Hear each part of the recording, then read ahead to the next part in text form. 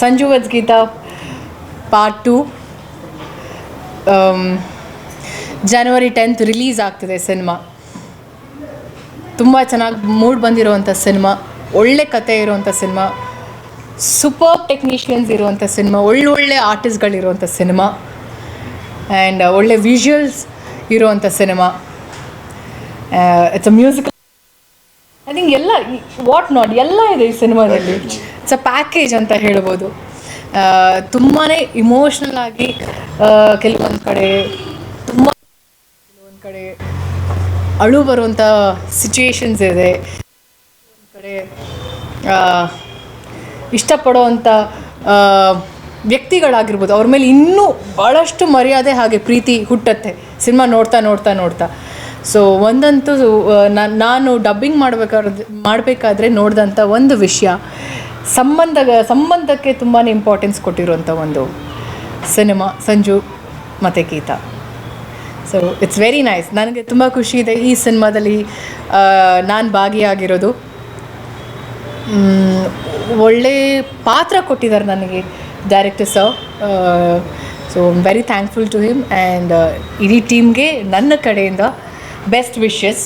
ಎಲ್ರಿಗೂ ತುಂಬ ಚೆನ್ನಾಗಾಗಲಿ ಸಿನಿಮಾ. January 10th ರಿಲೀಸ್ ಆಗ್ತಿದೆ ಆ್ಯಂಡ್ ನಾನು ನಿಮ್ಗೆಲ್ರಿಗೂ ಫಸ್ಟ್ ಆಫ್ ಆಲ್ ಥ್ಯಾಂಕ್ಸ್ ಹೇಳೋಕ್ಕೆ ಇಷ್ಟಪಡ್ತೀನಿ. ಯಾವುದೇ ಅಪ್ಡೇಟ್ಸ್ ಆದ್ರೂ ತುಂಬ ಚೆನ್ನಾಗಿ ಪ್ರಮೋಟ್ ಮಾಡಿ ಅದನ್ನು ಪ್ರತಿಯೊಬ್ಬರಿಗೂ ರೀಚ್ ಮಾಡಿಸೋದಕ್ಕೆ. ಆ್ಯಂಡ್ ಈಗಲೂ ಕೂಡ ಐ ಜಸ್ಟ್ ರಿಕ್ವೆಸ್ಟ್ ಎಲ್ರಿಗೂ ಬಗ್ಗೆ ಯಾವುದೇ ರೀತಿ ಅಪ್ಡೇಟ್ಸ್ ಇದ್ರೂ ದಯವಿಟ್ಟು ನಿಮ್ಮ ಕಡೆಯಿಂದ ಒಂದು ಸ್ವಲ್ಪ ಎಫರ್ಟ್ ಎಲ್ರಿಗೂ ತಿಳಿಸೋ ಥರ ಮಾಡಿಕೊಡಿ. ಆ್ಯಂಡ್ ಸಿನಿಮಾನ ನೋಡಿ ಆನೆಸ್ಟ್ ರಿವ್ಯೂಸ್ ತಿಳಿಸಿ. ಸಿನಿಮಾ ಎಲ್ಲೂ ಕೂಡ ಯಾರಿಗೂ ಡಿಸಪಾಯಿಂಟ್ ಮಾಡಲ್ಲ ಯಾವ ವಿಷಯದಲ್ಲೂ. ನಿಮ್ಮ ಇಂಡಿವಿಜುವಲ್ ಪರ್ಸೆಪ್ಷನಲ್ಲಿ ನೀವು ನೋಡಿಕೊಂಡು ಸಿನಿಮಾ ಚೆನ್ನಾಗಿಲ್ಲ ಅನ್ನೋದಕ್ಕಿಂತ ನೀನು ಹೋಗಿ ಸಿನಿಮಾ ನೋಡ್ಕೊಂಡು ಬಾ, ಆಮೇಲೆ ನನಗೆ ಹೇಳಿ ನಿಂಗೆ ಇಷ್ಟ ಆಯ್ತಾ ಇಲ್ವಾ ಅನ್ನೋ ಒಂದು ಮಾತು ಹೇಳಿ, ಇಷ್ಟು ಸಾಕು. Thank you. ಹಲೋ. ಈ ಸಿನಿಮಾದಲ್ಲಿ ನೀವು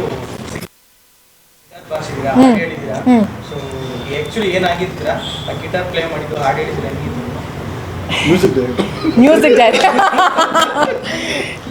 ಡೈರೆಕ್ಟರ್ ಅಲ್ಲ, ಆ್ಯಕ್ಚುಲಿ ಅದು ಇನ್ಫ್ಯಾಕ್ಟ್ ಅದು ಹಲವಾರು ಜನ ಕೇಳಿದ್ದಾರೆ ನನಗೆ ಆ ಪ್ರಶ್ನೆ, ನೀವೇನು ಸಿಂಗರ್ ಆ ಸಿನಿಮಾದಲ್ಲಿ ಅಂತ. ಆ್ಯಕ್ಚುಲಿ ಒಂದಷ್ಟು ಇನ್ಸ್ಟ್ರೂಮೆಂಟ್ಸ್ನ ಪ್ಲೇ ಮಾಡೋಷ್ಟು ಸ್ವಲ್ಪ ನಾಲೆಜ್ ಇರುತ್ತೆ ನನಗೆ. She is a very good singer. Very good singer. She is a very good singer. Please guys. ಮುಂದೆ ತುಂಬ ಇಲ್ಲ, ಹಾಡೋ ಟೈಮ್ ಅಂತ ಬಂದಾಗ ಖಂಡಿತವಾಗ್ಲೂ ಸಿನಿಮಾಗೆ ಹಾಡ್ತೀನಿ, ಹಾಡಬೇಕು ಅನ್ನೋ ಒಂದು ಆಸೆ ಇದೆ. ವಿಲ್ ಸಿ, ಓಕೆನಾ? ಸೊ ಹಾಗೆ ಆ ಥರ ಒಂದು ಸೀಕ್ವೆನ್ಸ್ ಬಂದಾಗ ನನಗೆ ಗಿಟಾರಿಸ್ಟ್ ನನಗೆ ಕೇಳಿ ನೋಡಿ ಮಾಡಿ ಯೂಟ್ಯೂಬಲ್ಲಿ ನೋಡಿ ತಿಳ್ಕೊಂಡು ಪ್ಲೇ ಮಾಡಿರೋ ಅಂಥದ್ದು. ಸೊ ಹಾಗೆ ಪ್ರೀತಿ ಮೇರಕಂ ಆದ್ಮೇಲೆ ಜಾನಿ ಪಪ್ಪ ಅಂದ್ರೆ ರಮ್ಯಾ ಅವರ ಆದ್ಮೇಲೆ ರಚಿತಾರಾಮ, ಮತ್ತೆ ಇದರಲ್ಲೂ ಕೂಡ ಸಂಜು ವರ್ಸ್ ಗೀತಾ ಒನ್ ಆದ್ಮೇಲೆ ಸಂಜು ವರ್ಸ್ ಗೀತಾ 2 ಅಲ್ಲಿ ರಚಿತಾರಾಮ. ಯಾಕೆ ರಮ್ಯಾ ಅವ್ರನ್ನ ರಿಪ್ಲೇಸ್ ಮಾಡ್ತಿದಾರ ರಚಿತಾ?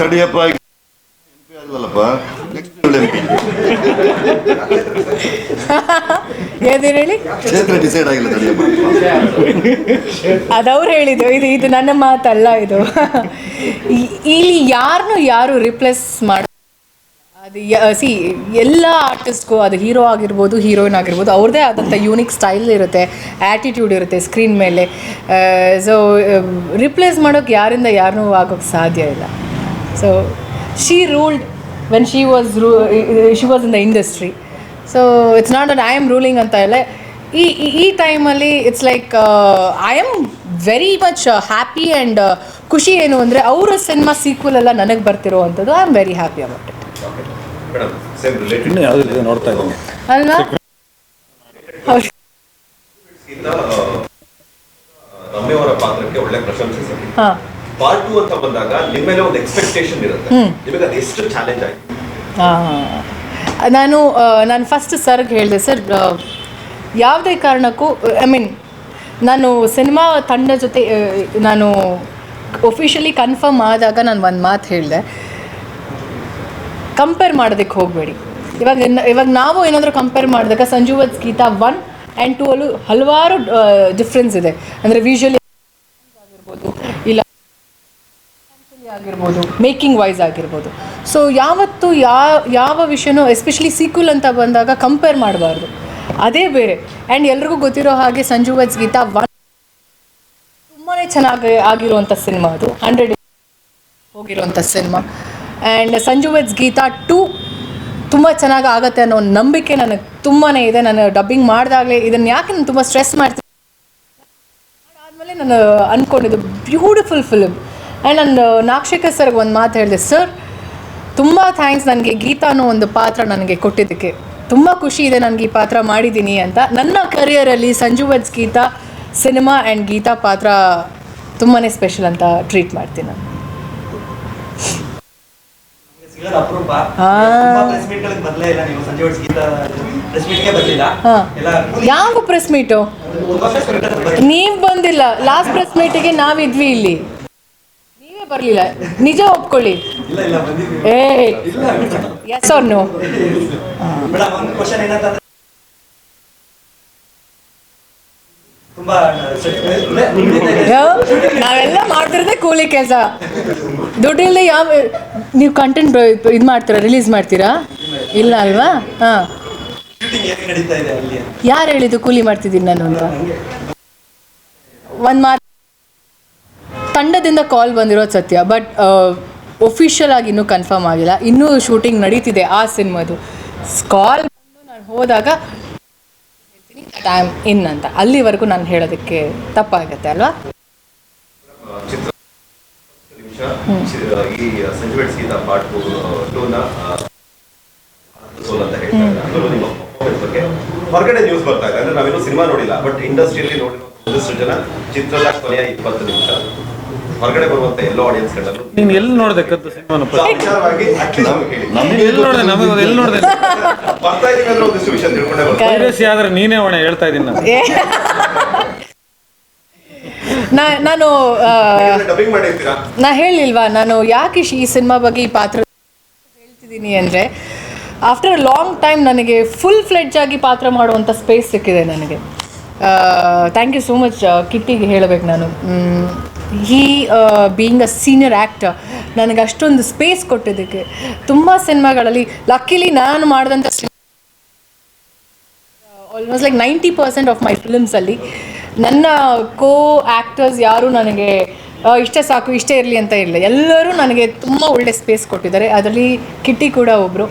ತುಂಬ ಸ್ಕ್ರೀನ್ ಸ್ಪೇಸ್ ಕೊಟ್ಟು ನನಗೆ ಆ ಪಾತ್ರನ ಈಕ್ವಲ್ ಆಗಿ ಬ್ಯಾಲೆನ್ಸ್ ಮಾಡೋಷ್ಟು ಆಪರ್ಚುನಿಟಿ ಕೊಟ್ಟಿದ್ದಾರೆ ನಿರ್ದೇಶಕರಿಗೆ. Thank you. So it's like ನಾನು ಕಿಟ್ಟಿ ಅದೊಂಥರ ಸಂಜು ಗೀತಾ ಇಬ್ಬರೇ. ಅದಕ್ಕೆ ಒಂದಷ್ಟು ಜನ ಒಂಥರ ಹೆಂಗೆ ಅಂದರೆ ಎಲ್ಲರೂ ಸಪೋರ್ಟ್ ಮಾಡಿ ನಿಂತು ಸಂಜು ಗೀತಾ ಹಿಂಗಾದ್ರೂ ಮಾಡಿ ಇವರಿಬ್ರು ಒಂದು ಅಂತ ತೋರಿಸಿರೋವಂಥವ್ರು ಇಲ್ಲಿರೋರು ಅಷ್ಟು technicians. So and you all release ಆದಮೇಲೆ ಹಾಂ, I am very happy about this character. ಯಾಪ? Yes sir. ಹಾಂ ಸರ್. ಮತ್ತೆ ಇಲ್ಲಿ ಈ ಪ್ರೆಸ್ ಮೀಟ್ ಅಲ್ಲಿ ಹೇಳೋದು ತುಂಬಾ ಥಿಯೇಟ್ರಿಕಲ್ ಪ್ರಾಬ್ಲಮ್ ಆಗ್ತಾ ಇದೆ ಆ ಒಂದು ಸಿಚುವೇಶನ್ ಅಂತ. ನೀವು ಕನ್ನಡದ ಒಬ್ಬ ಟಾಪ್ ಹೀರೋಯಿನ್ ಆಗಿಟ್ಕೊಂಡು ನಿಮ್ಮ ಫಿಲಮ್ಗೆ ಈ ತರ ನೀವೇನು ಹೇಳಕ್ ಇಷ್ಟಪಡ್ತೀರಾ? ಸರ್ ನಂಗೆ ಒಂದು ನಂಬಿಕೆ ಇದೆ ಸರ್, ರಿಲೀಸ್ ಆದಮೇಲೆ ಈ ಇಶ್ಯೂ ಆಗಲ್ಲ ಅಂತ ನನಗಿರೋ ನಂಬಿಕೆ. ನನಗೆ ಬೇರೆಯವರ ಒಪಿನಿಯನ್ ಸಿನಿಮಾ ಬಂದಮೇಲೆ ಅವ್ರು ನೋಡಿದಾಗ ಏನು ಹೇಳ್ತಾರೋ ಅಂತ ನನಗೆ ಗೊತ್ತಿಲ್ಲ. ಬಟ್ ನಾನು ಒಬ್ಬ ಪ್ರೇಕ್ಷಕರಾಗಿ ಸಿನಿಮಾ ನೋಡಿದಾಗ ನನಗನ್ಸಿದ್ದು ಈ ಸಿನಿಮಾ ಚೆನ್ನಾಗಾಗುತ್ತೆ. ಥಿಯೇಟರ್ ಸಿನಿಮಾ ರಿಲೀಸ್ ಆದಮೇಲೆ ಅದು ಹಲವಾರು ಶೋಸ್ ನಮಗೆ ಬಿಟ್ಕೊಡೋ ಚಾನ್ಸಸ್ ಇದೆ. ಆ ಥರ ತುಂಬ ಎಕ್ಸಾಂಪಲ್ಸ್ ಇದ್ದಾರೆ. ಮುಂಗಾರು ಮಳೆಗೂ ಆ ಥರನೇ ಆಗಿತ್ತು, ಶುಕ ಆ ಥರನೇ ಆಗಿತ್ತು. ರೀಸೆಂಟ್ ಡೇಸಲ್ಲಿ ಪಾಪ ಒಂದು ಸಿಂಪಲ್ ಸುನೀಲ್ ಮೊದಲನೇ ಸಿನಿಮಾ ಯಾವುದು ಸಿಂಪಲ್ ಆಗಿ ಒಂದು ಲವ್ ಸ್ಟೋರಿ, ಅದಕ್ಕೂ ಈ ಸಮಸ್ಯೆ ಆಗಿತ್ತು. ಎರಡನೇ ದಿನದಿಂದಾನೇ ಫ್ರೈಡೇ ರಿಲೀಸ್ ಮಾಡ್ದ, ಲವ್ ಮ್ಯಾಕ್ಟೆಲ್ಗೆ ಆಯ್ತಲ್ಲ. ಲವ್ ಮ್ಯಾಕ್ಟೆಲ್ಗೂ ಆಯಿತು. ಫ್ರೈಡೇ ರಿಲೀಸ್ ಮಾಡ್ದ, ಸ್ಯಾಟರ್ಡೇಗೆ 15 ಶೋ ಜಾಸ್ತಿ ಆಯಿತು. ಆಗುತ್ತೆ, ಒಳ್ಳೆ ಸಿನಿಮಾ ಒಳ್ಳೆ ಪ್ರಯತ್ನ ಇದ್ದಾಗ ಅದಕ್ಕೆ ಬೆಂಬಲ ಸಿಗುತ್ತೆ. ಬಟ್ ಇದಕ್ಕೆ ಹೊರತಾಗಿ ನಮ್ಮ ನೆಲದಲ್ಲಿ ನಮ್ಮ ಭಾಷೆ ಸಿನಿಮಾಗಳಿಗೆ ಥಿಯೇಟರ್ ಕೊಡಿ ಅನ್ನೋದಕ್ಕೆ ಆ ಕುರಿತಾಗಿ ಒಂದು ಹೋರಾಟ ಮಾಡ್ತೀವಿ. ಒಂದು ಪ್ರಶ್ನೆ ಯಾವಾಗ ಕೇಳ್ತೀನಿ. ಮಾವ ನನ್ನ ತಾಯಿ ತಮ್ಮ ಮಾಡಿದ್ರು ಇವತ್ತು ಸಂಜು ಬೆಟ್ಸ್ ಪಾರ್ಟ್ 2 ಜೊತೆಯಲ್ಲಿ ಚೂಮಂತ್ರ ಮೂಲಕ ಕಾಂಪಿಟೇಟ್ ಕಾಂಪಿಟೇಟರ್ ದೊಡ್ಡ ನಮ್ಮ ಭಾಷೆ ಸಿನಿಮಾಗಳು ನಮ್ಗೆ ಯಾವತ್ತೂ ಕಾಂಪಿಟೇಷನ್ ಅಲ್ಲಪ್ಪ.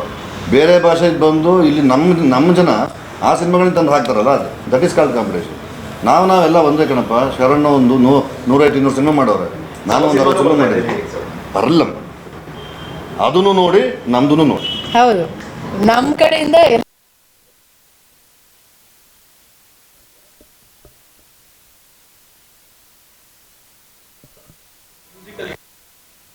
ಒಂದು ಹಾಡುಗಳು ಎವರ್ ಗ್ರೀನ್ ಸಾಂಗ್ ಅದು. ಸೊ ಈ ಸಿನಿಮಾದಲ್ಲಿ ನಿಮ್ಗೆ ಇಷ್ಟ ಆಗಿದೆ ಯಾವ ಸಾಂಗ್? ನನಗೆ ಇವತ್ತು ರಿಲೀಸ್ ಆಗ್ತಿರುವಂಥ ಹಾಡು ನಡಿ ನಡಿ ಎಂದು, ಹೀಗೆ ಹಾಡು ತುಂಬಾ ಇಷ್ಟ ನನಗೆ. It's meant for couples actually. So ಅದ್ರ ಕಂಪೋಸಿಷನ್ ಮತ್ತು ಲಿರಿಕ್ಸ್ ನನಗೆ ತುಂಬಾ ಇಷ್ಟ.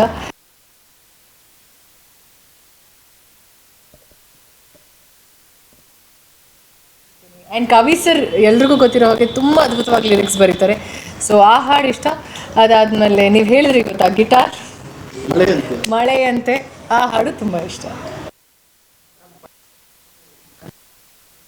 ಆಗಿದೆ ಅಂದಾಗ ನಿಮ್ಮ ಫೀಲ್ ಹೇಗಿತ್ತು?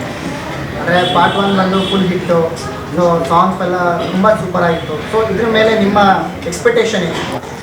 ಏನಿಲ್ಲ, ನನಗೆ ಅನಿಸಿದ್ದು ಇಲ್ಲ, ಚೆನ್ನಾಗಿ ಮಾಡಬೇಕು ಈ ಸಿನಿಮಾ, ಈ ಪಾತ್ರ ಚೆನ್ನಾಗಿ ಮಾಡಬೇಕು. ನಾನು ಹೇಳ್ದಂಗೆ ಫಸ್ಟ್ ಸಿನಿಮಾ ಈ ಸಿನಿಮಾ ಅದ್ರದ್ದು ಕಂಟಿನ್ಯೂಟಿನೇ ಅಲ್ಲ. ಇಟ್ಸ್ ಓನ್ಲಿ ದ ಟೈಟಲ್ ಮಾಡ್ಕೊಂಡಿದ್ದಾರೆ ಹೊರತು ಯಾವ ಪಾತ್ರ ಕೂಡ ಕಂಟಿನ್ಯೂಯೇಷನ್ ಇಲ್ಲ. ಸೊ ನಾ ಆವಾಗಲೇ ಹೇಳ್ತಿದ್ದೀನಿ, ಯಾವತ್ತೂ ಕಂಪೇರ್ ಮಾಡೋದಕ್ಕೆ ಹೋಗ್ಬೇಡಿ. Treat it as a fresh one. ಹೊಸದಾಗಿ ನೋಡ್ತಿದ್ದೀವಿ ಸಿನಿಮಾ, ಹೊಸ ಕಾಂಬಿನೇಷನ್. ದಿಸ್ ಇಸ್ ಆಬ್ವಿಯಸ್ಲಿ ನಮ್ಮಿಬ್ರದ್ದು ಫಸ್ಟ್ ಕಾಂಬಿನೇಷನ್ ಆಗಿರೋದ್ರಿಂದ ಅದನ್ನು ಹಾಗೆ ಟ್ರೀಟ್ ಮಾಡಿದ್ರೆ ಉತ್ತಮ ಅಂತ.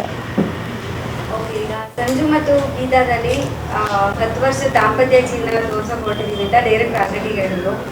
ಸೊ ರಚಿತಾ ರಾಮ್ ಅವ್ರದ್ದು ಒರಿಜಿನಲ್ ದಾಂಪತ್ಯ ಜೀವನ ನಾವ್ಯಾವಾಗ ನೋಡೋದು? ಅಂದ್ರೆ ದಾಂಪತ್ಯ ಜೀವನನೇ ನೋಡ್ಬೇಕಂತ ಅದು ಅಲೋ ಇಲ್ಲ ಇನ್ನು ಕರ್ನಾಟಕ ಶಾಕ್ ಆಗ್ಬಿಟ್ಟೆ ನಾನು. ದಾಂಪತ್ಯ ನೋಡ್ಬೇಕು, ಓಕೆ, ದಾಂಪತ್ಯ ಜೀವನನೇ ನೋಡ್ಬೇಕು ಅನ್ನೋ ಆಸೆ.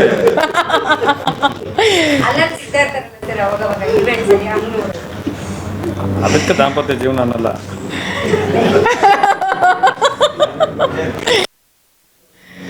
ನಿಮಗೆ ಮದುವೆ ಆಗಿದೆಯಾ?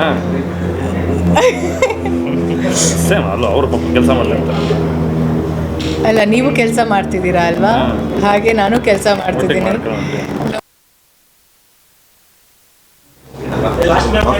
ಎಸ್ ಎಸ್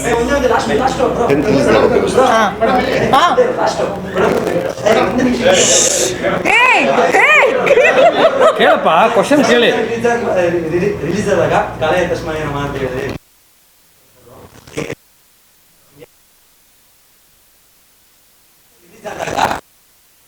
ಈಗ ಬೇಕಾ? ಒಂದ್ ನಿಮಿಷ ರಿಲೀಸ್ ಆದ್ಮೇಲೆ ಯಾರು ಮೀಟ್ ಮಾಡಿದ್ದೀರಾ, ಹೇಗಿತ್ತು, ಹುಷಾರಾಗಿದ್ದಾರಾ ಅಂತ ಕೇಳಿ ಅಷ್ಟೇ. ನಿಮಗೆ ಗೊತ್ತಿರುತ್ತಲ್ಲ ಅಪ್ಡೇಟ್ಸು? ಇಲ್ಲ ಮೇಡಮ್, ಅವ್ರು ಸಿಕ್ಕೇ ಇಲ್ಲ ನಮ್ಗೆ. ನನಗೂ ಸಿಕ್ಕಿಲ್ಲ. ಸಿನಿಮಾ ಬಗ್ಗೆ 10ನೇ ತಾರೀಕು release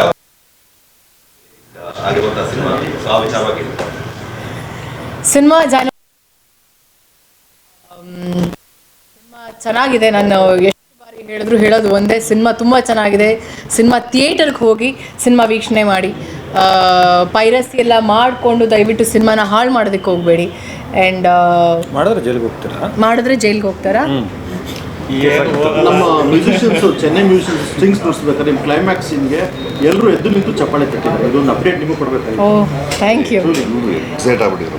excite thank you. Musician section thank you Shridhar, ಅದನ್ನ ಮೀಡಿಯಾಗೆ ಹೇಳಿ. ಇವಾಗಿರೋ ಜನ್ರೇಷನ್ಗೆ ಸ್ಟೋರಿ ಹುಡುಗ ಹುಡುಗಿಗೆ ಮ್ಯಾಚ್ ಆಗ್ತದೆ. ಸಾರಿ ಕಮಗೆ. ಇವಾಗಿರೋ ಜನ್ರೇಷನ್ಗೆ ಈ ಫಿಲಮಲ್ಲಿ ಬರೋ ಸ್ಟೋರಿ ಹುಡುಗ ಹುಡುಗಿರಿಗೆ ಮ್ಯಾಚ್ ಆಗಬೇಕಂತ. ಖಂಡಿತವಾಗ್ಲೂ 100%. ಅವರು ಈ ಜನರೇಷನ್ ಹುಡುಗ ಹುಡುಗಿನೇ. ಅವರು ಈ ಜನರೇಷನ್ ಹುಡುಗ ಹುಡುಗಿನೇ. ಹುಡುಗನ ಹುಡುಗಿನ